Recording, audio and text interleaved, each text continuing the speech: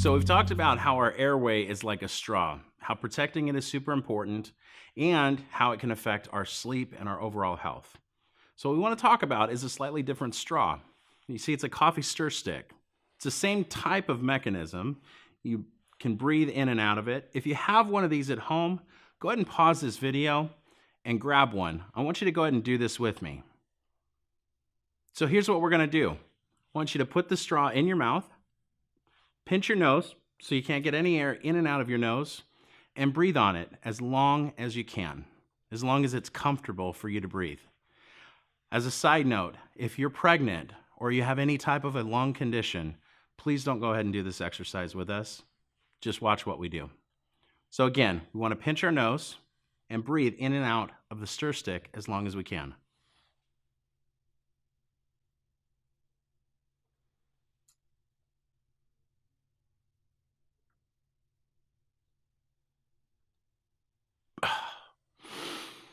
Wow, did you feel that?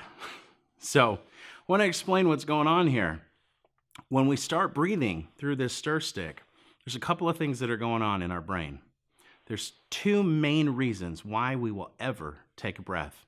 The first we know about, that's oxygen.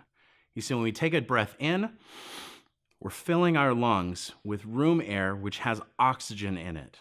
And when we breathe out, we're actually emitting carbon dioxide. So our brain has two alarms, one for our need for oxygen, and two for our need to blow off carbon dioxide. So when you start breathing through this stir stick, you actually get less air volume coming into your airway because the straw is smaller.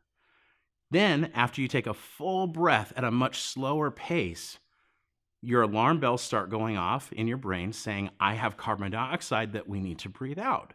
So you start breathing out. But again, because of the diameter of the straw being smaller, you're actually getting less air to go out at that speed. So you start breathing out, you get probably about 3/4 of the way out, I'm guessing, and you start having to take a deep breath in again because your oxygen alarm goes off. And then before you get that full deep breath in, you have to breathe out again because of carbon dioxide. And so the cycle goes.